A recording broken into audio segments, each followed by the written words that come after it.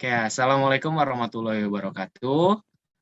Kami dari kelompok 4 kelas A13 akan mendiskusikan bagaimana membuat gagasan ASN di tempat instansi kita. Kebetulan saya guru olahraga. Instansi saya di SDN Bekasi Jaya 14, Bekasi Timur. Dan Bang Tony, boleh dijelaskan? Eh, saya mengajar di SDN Jati Kramat 3, kebetulan sama juga seperti Pak Angga sebagai guru olahraga. Dan Mbak Nina, di mana kalau boleh tahu instansinya? Saya ngajar di SMP 36 sebagai guru TIK. Nah, kebetulan kami sebagai guru ya. Jadi kita untuk mendiskusikan membuat gagasannya di sekolah kita masing-masing. Jadi ide apa yang bagus buat gagasan aneka tersebut di sekolah kita ya. Kalau menurut saya tuh akuntabilitas itu ya membuat administrasi, untuk membuat bahan pelajaran, itu sudah termasuk akuntabilitas yang menurut saya harus patut dicontohkan di sekolah-sekolah lain. Menurut Bang Tony gimana nih akuntabilitas di sekolah Bang Tony? Kurang lebih ya sama sih Pak Angga, mungkin seperti sekolah-sekolah lain ya. Di sini dalam artinya mungkin akuntabilitas menurut definisinya yaitu lebih ke terkait tanggung jawab ya Pak Angga, Bu Nina. Tanggung jawab atas kinerja kita membuat seperti apa yang tadi Pak Angga bilang, rancangan pembelajaran dan administrasi pembelajaran juga sangat ditekankan di situ, dan tentunya tingkat kualitasnya harus sesuai prosedur. Di sini juga mungkin di dalamnya termasuk tanggung jawab kita tentang kedisiplinan kita sebagai pengajar terhadap siswa dan mungkin saat ini kendalanya hanya di dalam diri ASN itu sendiri harus tetap menanamkan rasa tanggung jawab Pak di lingkungan sekolah. Mungkin seperti itu Pak Angga. Untuk Mbak Nina nih yang di SMP, gimana Mbak Nina? SMP kan kita kan saya termasuk sama Bang Tony kan di SD. Apakah beda di SMP Mbak Nina? Untuk nilai akuntabilitas sendiri sebenarnya sih hampir sama ya. Kita kan sebagai seorang ASN, apalagi kita sebagai seorang guru ya, tugas kita ya menyelesaikan administrasi, kemudian mengajar ya. Namun banyak sekali sih di sekolah masih ada beberapa guru yang kurang memiliki tanggung jawab ya terhadap tanggung jawab kita. Contohnya ya, kita kan sebagai seorang ASN harusnya kan kita punya rasa tanggung jawab terhadap waktu ya, ketepatan gitu. Ya absen, harusnya kan kita tepat waktu. Tapi ada beberapa guru gitu, 1-2 sih yang pagi misalnya cuman absen aja, siangnya pulang. Seharusnya kan ya. sebagai seorang guru kan kita tidak pantas ya untuk seperti itu, apalagi kita guru mengajar kepada siswa gitu. Benar. Kita sebagai contoh dan teladan seperti itu sih. Nah, untungnya dari kepala sekolah biasanya langsung memberikan tindakan kepada guru-guru tersebut sih, langsung dipanggil dan lain-lain. Seperti itu sih, Mas. Kalau di saya tuh Mbak Nina, ketika ada tindakan kayak gitu ya, saya memberi respon ya, bahwa itu tidak baik ke rekan saya yang seperti itu. Tapi ya atasan saya itu ya kepala sekolah ya, kita kan di naungan sekolah ya. Dia tuh hanya cuman bilang, ya udahlah mereka sudah pada tua, sudah pada tahu diri lah. Kalau misalnya mereka tahu diri, absen ya aturan memenuhi kewajiban. Nah itu kita juga bingung juga ya Mbak Nina ya. Padahal kita udah ngasih tahu Bu, itu masa absen terus pulang, masa nggak hadir di sekolah. Ya kalau untuk di saya sih kayak gitu sih Mbak Nina. Kalau Bang Tony gimana, mungkin ada nggak yang kayak gitu tuh? Udah absen pulang. Sama sih Pak, cuman kita tergantung tergantung pemimpin kita, atasan kita. Bener, bagaimana tegasnya terhadap bawahan gitu. Itu sangat berpengaruh juga terhadap kedisiplinan kita. Akuntabilitas kita ya Bang? Iya, seperti itu. Bener. Mungkin hampir sama sih. Ya berarti ya, ide kita menurut saya sih, ide gagasan saya kalau untuk akuntabilitas ya, lebih ke kepimpinan kita sih tegasnya. Kalau kita kan sebagai maksud atau enggak aparatur ya, maksudnya di bawah naungannya kepala sekolah, kita tuh manut ke kepala sekolah. Lebih baik ya kita memberi saran aja ya, karena kita masih junior. Kalau udah senior mungkin kita lebih berani karena dari tingkat kita sudah sudah jenjangnya sudah jauh, dan kapasitas kita juga udah tinggi. Itu doang sih gagasan saya kalau di sekolah. Untuk Bang Tony gimana gagasannya? Ya hampir sama sih sebenarnya, terbentur oleh kita sebagai anak baru kan di sini, sebagai guru baru, banyak guru-guru senior. Kalau misalkan kita yang mengingatkan sendiri, ya barangkali nanti suatu waktu kita dikucilkan sebagainya gitu. Jadi kita harus merangkul dulu ya. Iya betul, seperti yang kita film kita saksikan kemarin tuh, arisan tuh. Kemarin kayak gitu sih, video arisan ya. Mbak Nina gimana, Mbak Nina? Ada ide gagasannya untuk akuntabilitas di sekolah? Kalau untuk nilai akuntabilitas sih sebenarnya kalau di sekolah itu untuk kepala sekolahnya sih sudah bagus ya. Jadi ketika memang ada guru yang kurang disiplin, baik itu dari absen, kemudian dari misalnya mengumpulkan tugas-tugas administrasi yang telat atau guru yang tidak masuk ke kelas, itu memang dari kepala sekolah kami tuh cukup cukup disiplin, kemudian cukup tegas juga ya, karena kalau ada guru yang tidak disiplin itu langsung dipanggil biasanya. Gitu. Perlu diberikan teguran langsung dari kepala sekolah. Berarti ide gagasan kita akuntabilitas sudah cukup jelas ya. Maksudnya mudah-mudahan diterapkan gitu di sekolah-sekolah lain. Untuk nasionalisme nih. Nasionalisme kalau saya sih pada saat memberi tugas itu mengingat pentingnya menanamkan Pancasila, ya kita pertama itu pada sila 1 ketuhanan yang Maha Esa. Membuat video itu harus berdoa dulu. Kalau saya kan memberi tugasnya pasti pelajaran olahraga dan membuat video. Sebelum melakukan tugas video itu pasti saya mengharuskan siswa itu untuk membaca doa yang sudah termasuk ke sila pertama ketuhanan yang Maha Esa, untuk ingat kepada Tuhan kita, untuk berdoa agar tidak dicedera atau apapun. Nah, itu untuk Bang Tony gimana nih ngajarnya kalau memberi tugas, nilai nasionalismenya?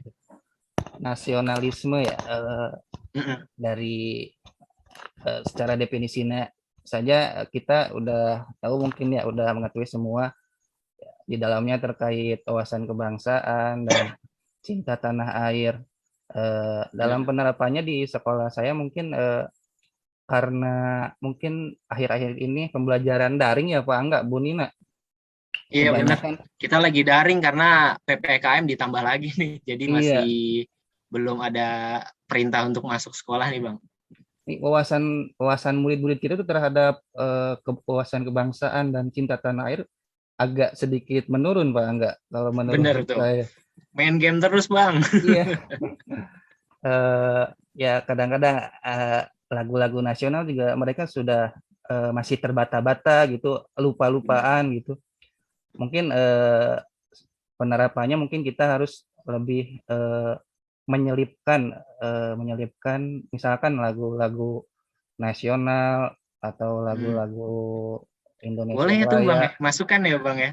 Atau jadi Pancasila kalau bikin video, tugas video tuh kita tambahkan, suruh kita selipkan seperti itu kalau kita mengerjakan Pancasila, tugas. Bener. Seperti itu sih menurut saya. Iya. Pak Angga, Bu Nina. Bener juga sih masukannya, lebih enak kayak gitu Bang, karena ada nasionalismenya. Untuk Mbak Nina gimana nih di SMP? Kalau di SMP, kalau untuk mengajar ya seperti yang tadi Pak Angga bilang, kalau awal masuk ke kelas, kita kan sekarang online ya, anak-anak kita minta untuk berdoa, pasti itu udah pasti ya. Terus untuk guru-gurunya juga kita untuk kan ada yang WFH dan ada yang WFO ya. Iya benar. Nah kita kan kalau setiap sholat zuhur tuh itu kan masuk ke dalam Pancasila sila pertama ya, Betul. ketuhanan yang Maha Esa. Biasanya kalau untuk sholat duhur kita adakan sholat duhur berjamaah. Kalau dulu sebelum adanya pandemi ya siswa ada sholat duha berjamaah gitu untuk ya kita biar lebih dekat sama Tuhan gitu kan. Kemudian kalau tadi masukannya bagus sih untuk Pak Tony ya, mungkin karena memang anak-anak sekarang online dan untuk pembelajaran saja kadang kita berat ya. Maksudnya kita harus menyiapkan beberapa media pembelajaran yang memang bisa meningkatkan minat siswa gitu. Apalagi memang semangat nasionalisme siswa kita tuh sekarang semakin menurun karena kita belajar online, kemudian kita juga memberikan pembelajarannya kan terbatas ya. Waktunya kan memang tidak sepanjang ketika kita memberikan pembelajaran dulu langsung. Sebelum pandemi ini ya Mbak Nina ya. Iya betul. Gitu. Ini memang mungkin selain kita memberikan tadi yang menyelipkan lagu-lagu kebangsaan, mungkin kita juga memberikan media-media pembelajaran yang lebih menarik untuk siswa sehingga kan semangat untuk belajar juga termasuk semangat nasionalisme kan gitu kan. Jadi biar siswa itu lebih semangat lagi untuk bisa belajar. Ya, oke. Kasih Mbak Nina ya. Kayak dulu saya sih pernah sih Mbak Nina sebelum pandemi ini ya. Di sekolah saya itu suka ada sholat duha bareng. Termasuk saya yang menganjurkan itu bekerja sama dengan guru agamanya karena itu kan sudah termasuk nasionalisme yang ketuhanan yang Maha Esa ya. Nah, kedua itu kita juga ya namanya nasionalisme. Sebelum di komplek kita kan SD saya itu ada namanya pengibaran bendera itu. Itu jauh-jauh hari saya sudah menyiapkan itu. Pasti sudah menyiapkan kita latihan agar Seninnya pas hari Sabtunya sudah siap itu. Paling untuk nasionalisme lebih kalau ke saya sih ide gagasan saya nanti pas membuat video tugas saya selipkan pertama ada berdoa, kedua hafalkan baca Pancasila. Nah, ketiga itu ya udah pemanasan mereka dan keempat tugasnya yang saya berikan. Itu sih. Terus untuk lagu kebangsaan boleh juga itu mungkin di beberapa hari. Seminggu pertama Pancasila, seminggu kedua lagu-lagu daerah itu boleh tuh nasionalisme yang menurut Bang Tony itu. Untuk Bang Tony gimana nih ide gagasannya? Ya mungkin kurang lebih sama ya Pak Angga. Sama ya. Jadi mungkin di samping menerapkan rasa nasionalisme, cinta tanah air juga kita juga mungkin lebih ke melakukan kegiatan positif seperti melakukan kegiatan Jumat bersih dan ya benar tuh Bang. Bersih itu juga kan sebagian pengalaman perwujudan dari Pancasila ya Pak Angga. Iya bisa diamalkan tuh Bang, benar. Ya, seperti itu mungkin Pak Angga, Bu Nina. Siap. Mbak Nina gimana kalau idenya? Ide gagasannya di nasionalisme di sekolah itu gimana Mbak? Nggak apa-apa, kita kan sharing aja. Sama sih Pak, sebenarnya kurang lebih seperti itu. Nah untuk tadi kan Pak Angga bilang untuk upacara juga ya, kita kan memang untuk sekolah memang udah wajib ya setiap hari Senin kita mengadakan upacara bendera. Tapi kan balik lagi kita kondisi seperti ini ya, kondisi pandemi memang kita terbatas gitu. Biasanya sih kalau di sekolah kami itu mengadakan upacara bendera secara virtual, Pak. Jadi memang iya betul, secara virtual nanti giliran setiap minggunya misalnya untuk karena kan kita terbatas juga ya kalau menggunakan virtual, tidak bisa semua siswa ikut. Jadi biasanya nanti untuk tugas di minggu ini kelas berapa, kelas apa gitu. Nanti untuk pesertanya kelas apa, seperti itu sih. Ya, siap. Oke, untuk nasionalisme, ide gagasan kita ya cukup ya.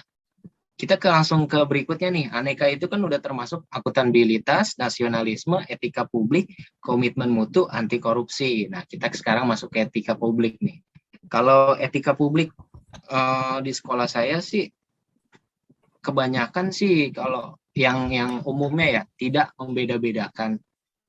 Beda-bedakannya itu kalau saya lebih ke misalnya ngasih tugas ke anak, saya kasih penjelasan yang saya seperti itu, video, terus penjelasan bahwa si anak apa namanya, berdoa, pemanasan, langsung si tugasnya itu, dan saya di situ memberi keterangan apa namanya, bagaimana caranya, karena itu udah termasuk etika, tidak bikin rumit si anak itu, peserta didik itu sulit untuk mengerjakan tugasnya. Untuk sekarang kita kan lagi online gini ya, orang tua kan banyak yang bingung dan banyak yang nggak punya HP ya. Mungkin etika publik saya tuh memberikan fasilitas yang ramah ketika emang si anak itu nggak punya HP. Paling kalau dia nggak punya HP nih, benar-benar kurang mampu, saya mencari teman terdekatnya dia untuk memberitahu, atau orang tua, terus orang tua memberitahu si anaknya langsung memberitahu ke dia bahwa boleh ke sekolah dengan standar protokol kesehatan untuk praktek di sekolah gitu. Tapi nggak rame-rame, dia sendiri. Mungkin karena kalau beberapa orang saya bedain hari, itu aja sih yang pendapat ide gagasan etika publik di sekolah menurut saya. Untuk menurut Bang Tony gimana? Boleh dijelaskan Bang? Ya, boleh Pak Angga. Ya kurang lebih sama sih. Mungkin karena lingkungan kita sebagai guru ya Pak Angga. Iya benar sih. Iya, nggak apa-apa. Melakukan pengajaran, melakukan pemberian materi terhadap siswa itu juga merupakan bentuk pelayanan terhadap masyarakat, dalam arti di sini masyarakat sebagai siswa ya Pak Angga, atau orang Iya, tua benar. murid. Jadi memberikan hak mereka mendapatkan ilmu yang bermanfaat bagi mereka. Dan di sini juga kita harus menanamkan rasa etika publik atau sebagai pelayan publik yang sangat bisa membantu masyarakat dalam menyelesaikan, memberikan solusi atau bersimpati terhadap masalah-masalah yang mereka alami juga Pak Angga, itu sebagai bentuk pengamalan dari etika publik mungkin. Ya, barangkali seperti itu Pak Angga, Bu Nina. Oke, itu mah apa namanya, benar jelas juga emang Bang. Kita kan namanya pelayan publik, pelayan jasa, termasuk etika publik. Untuk Mbak Nina gimana nih? SMP mungkin beda ya. sendiri. Kurang lebih karena kita memang tenaga pendidik ya, kurang lebih sama, memang tugas kita mengajar, jadi kita memberikan pelayanan yang baik untuk siswa ya. Tadi seperti yang Pak Angga sampaikan, memang kendala kita tuh apalagi SD ya, mungkin karena untuk SD masih anak-anak masih memang usianya masih sebenarnya kan belum cukup untuk menggunakan gadget ya. Benar Mbak. Kita juga sama untuk SMP juga kendalanya memang sama di alat komunikasi, entah itu nggak ada kuota, entah itu memang tidak punya handphone. Nah, solusinya memang kita adakan pembelajaran offline. Biasanya kita hubungi orang tuanya, kemudian nanti kita jadwalkan untuk anak-anak yang memang tidak punya handphone, kita jadwalkan untuk pembelajaran secara offline. Dan untuk ulangannya kan biasanya kita kan sekarang udah semua serba online ya. Iya, benar. Biasanya kan melalui Google Form. Nah, kita kan memang sudah punya ruang lab sendiri ya, lab komputer sendiri. Karena memang sekarang kan di Kota Bekasi untuk SMP sudah ada mata pelajaran Tikom ya. Jadi memang apa namanya, biasanya untuk siswa-siswa yang tidak punya handphone untuk pelaksanaan ujian kita adakan di sekolah gitu, kita jadwalkan untuk tetap bisa ikut pembelajaran secara online dan kita fasilitasi, biasanya seperti itu. Iya. Jadi untuk ya lanjut nggak apa-apa. Udah cukup itu saja. Cukup ya, nggak apa-apa. Maaf ya Mbak Nina dipotong. Nah, mungkin gini, kalau etika publik kita sebagai sekolah fasilitator, apalagi kayak lagi pandemi gini ya, yang nggak punya HP itu ya, menurut saya ya mau nggak mau kita kayak bahasanya ngasih solusinya ya gitu. Mereka ke sekolah, mereka praktek dengan apa namanya peraturan prokes yang benar. Jadi kita memberi tahu boleh ke sekolah, tapi prokes dan standarnya kita nggak bareng-barengin gitu, nggak beramai-ramai, karena emang dari pemerintah juga kan sudah ditetapkan nggak boleh ramai-ramai. Jadi ya begitu aja. Mungkin kalau misalnya untuk jemput bola, tergantung. Kalau misalnya si anak jauh dari misalnya teman, benar, dari sekolah dan dari teman, mungkin kita sebagai pengajar Bang Tony sama Mbak Nina bisa nggak tuh menurut Bang Tony sama Mbak Nina? Kalau saya sih bisa aja, tapi tergantung sekolah apa si muridnya itu gimana apa namanya, baik apa enggak tuh Bang Tony sama Menurut Mbak Nina. saya setuju aja sih menurut saran Pak Angga seperti itu kan. Itu merupakan solusi ya Pak Angga, solusi mengatasi masalah-masalah yang dialami gitu.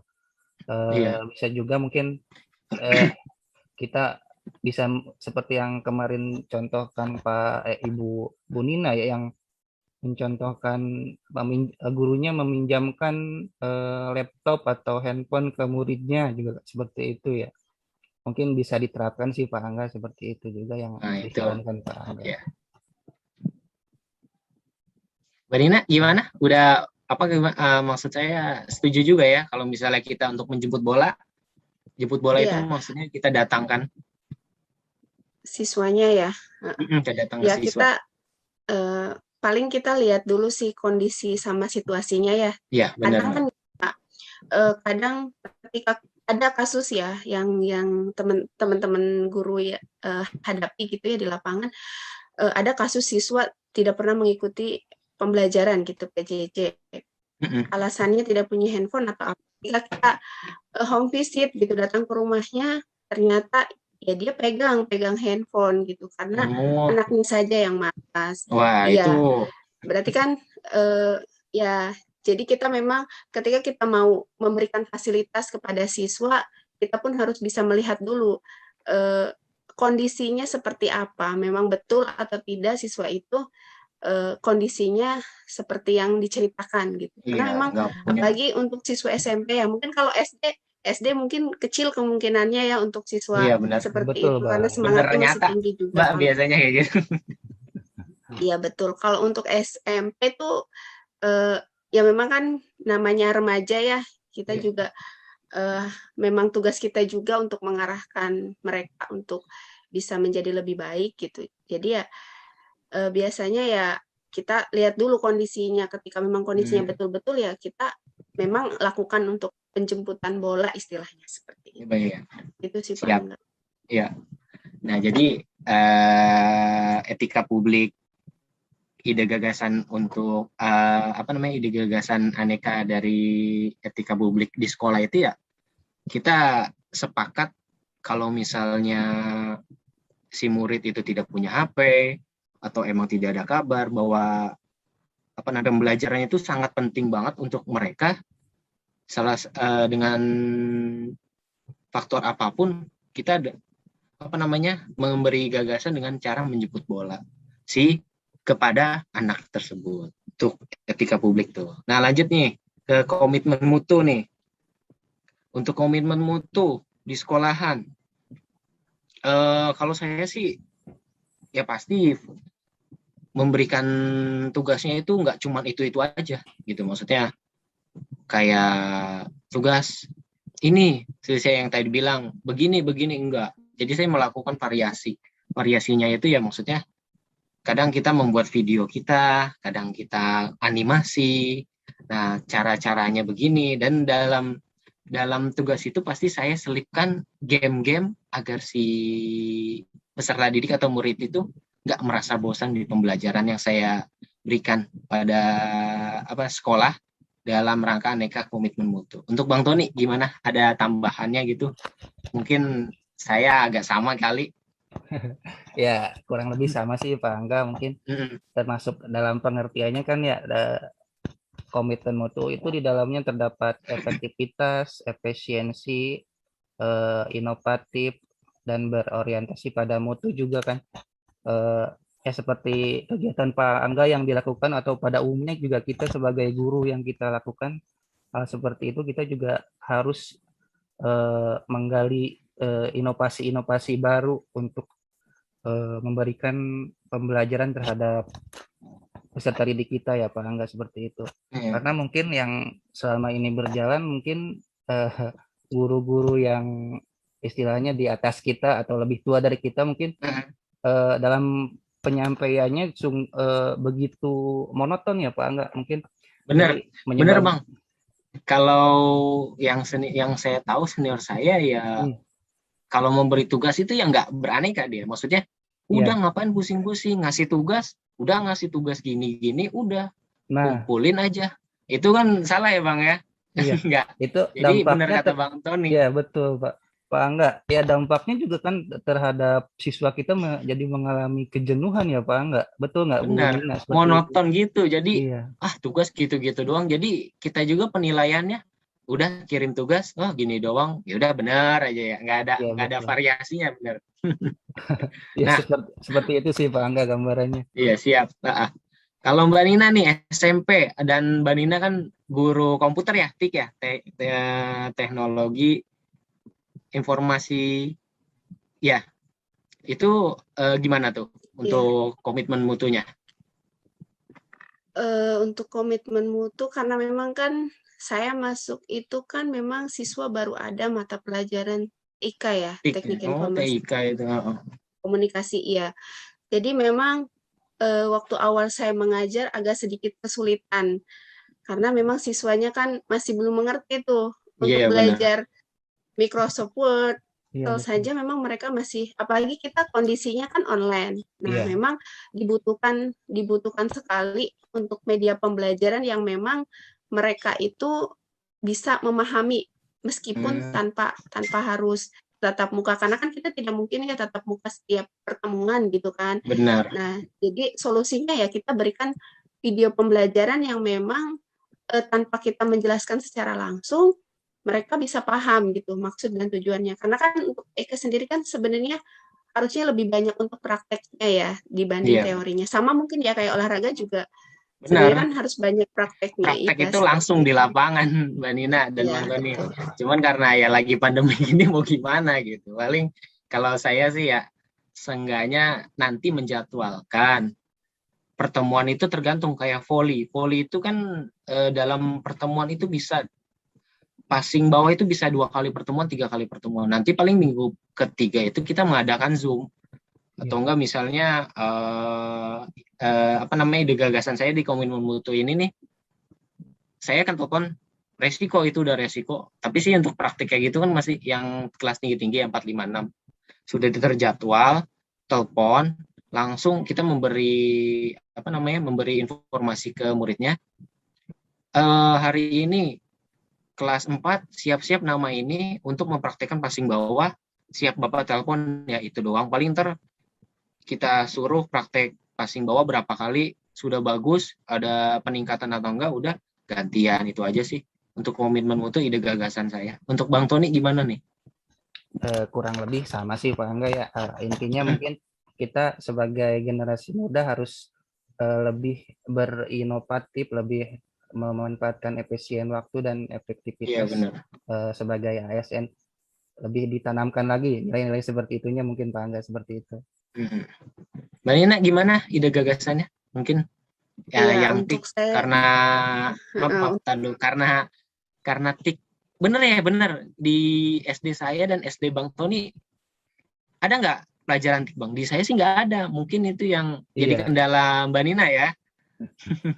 Di iya SD kan karena nggak kan ada. untuk SMP sendiri juga kan memang baru ada, Pak.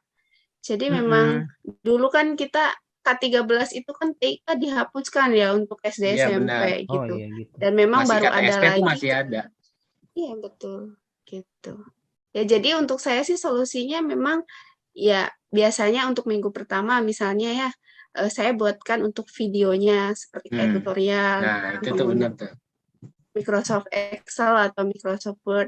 Nah, nanti untuk minggu selanjutnya mereka kan sudah mempelajari tuh untuk minggu pertama, minggu selanjutnya saya supaya mereka lebih lebih paham lagi, biasanya ya saya adakan Zoom, nanti saya jelaskan secara langsung gitu ke mereka. Seperti itu sih, Pak. Siap. Oke, ya untuk ide gagasan dari komitmen mutu di sekolah juga kita sepakat lah, sudah saya dan Bang Tony mungkin sama, untuk Mbak Nina ditambahkan untuk bisa dijadikan solusi di sekolah-sekolah lain di masa pandemi COVID ini ya. Nah, untuk sekarang yang terakhir nih, Aneka, anti korupsi di sekolah. Kalau saya untuk anti korupsi, kalau kita kan termasuknya fasilitator atau guru ya, guru. Di sekolah sih kalau saya udah kasih tugas yang tadi dijelaskan di sebelum-sebelumnya, saya menempatkan waktu. Saya masuk jam 7 dan jam 7 itu saya udah memberi tugas. Dan dari waktu jam 7, jam 12 saya sudah akhiri. Lewat dari jam 12 itu tugas tidak diterima tapi nilainya beda dengan yang sebelum jam 12. Itu termasuk, menurut saya sih itu udah termasuk disiplin waktu dan mempelajarkan ke murid dan orang tua anti korupsi dari dalam pelajaran waktu. Itu aja sih. Kalau Bang Tony mungkin sama Ya, atau ada lagi mau nambahin? kurang lebih sama sih Pak Angga ya. Di sini kita anti korupsi bukan artian terkait dengan uang ya, dengan suap atau itu saja kan. Di sini juga kita sebagai guru juga harus menanamkan kejujuran, kedisiplinan di dalam suasana pembelajaran, juga kita harus tanamkan terhadap siswa-siswa kita. Untuk itu mungkin dari segi atasan kita juga kita harus kalau bisa memberi saran ya terhadap atasan-atasan kita atau rekan-rekan kerja kita agar terbuka atau menerapkan nilai-nilai transparansi terhadap misalkan pembendaharaan keuangan, harus jelas pelaporannya gitu Pak Angga. Mungkin itu mungkin yang bisa ya kita tanamkan, terapkan di lingkungan sekolah kita mungkin Pak Angga. Nah, Mbak Nina gimana? Ada tambahannya? Iya, anti korupsi ya. Kalau kita kan kadang kalau dengar kata korupsi itu kan pemikirannya langsung identik kepada uang, penggelapan dana, seperti itu kan ya. Iya, yang kelas-kelas besar lah. Padahal korupsi itu sendiri sebenarnya, anti korupsi sendiri itu sebenarnya bisa kita terapkan sejak awal ketika ya murid-murid di sekolah gitu. Contohnya ya misalnya budaya, kita kan sudah mendarah dagingnya kadang budaya siswa untuk mencontek, kemudian meminjam tugas teman, itu kan kadang kita sudah melekat gitu. Nah, kita sebagai guru gimana caranya supaya budaya-budaya yang seperti itu bisa kita hilangkan gitu ya. Caranya ketika kita anak-anak ujian ya kita mengawas dengan benar gitu, dengan baik. Kita tidak boleh membiarkan siswa-siswa kita mencontek meskipun sedikit gitu. Kita harus bisa dengan tegas bahwa mencontek itu bukan hal yang baik gitu. Kita harus bisa memberikan punishment supaya siswa itu tahu bahwa mencontek itu akar dari tindak korupsi itu sendiri gitu kan. Kemudian ada lagi misalnya kayak kita sebagai guru juga kan seperti tadi yang Pak Angga sama Pak Tony katakan, korupsi waktu juga kita termasuk ke dalam korupsi ya. Kita juga sebagai guru harus mencontohkan bagaimana kita bisa disiplin waktu gitu ya, datang tepat waktu, bahkan kalau bisa sebelum jam masuk ya, supaya kita bisa memberikan contoh kepada murid kita. Itu sih kurang lebih seperti itu sih kalau untuk di sekolah. Sebenarnya masih banyak ya yang kita terapkan di sekolah, mungkin kurang lebih ya yang seperti itulah gitu. Iya benar juga Mbak Nina. Kita itu sebagai tenaga pengajar ya, apalagi kita udah ASN, nanti kita akan disumpah ya. Kita harus benar-benar aneka itu kita benar-benar masukkan menjalankan nilai-nilai tersebut. Aneka itu ya seperti akuntabilitas, nasionalisme, etika publik, terus komitmen mutu dan anti korupsi itu harus benar-benar kita jiwai banget ya. Dan ya mungkin budidaya senior itu masih waktu mengajarnya nyantai, itu yang kita nggak boleh contohkan, justru kita yang harus mencontohkan ya. Itu mungkin ide gagasan dari anti korupsi menurut kelompok kami. Mungkin ada yang mau ditambahkan lagi dari Bang Tony, Mbak Nina? Kalau saya sih cukup. Gimana?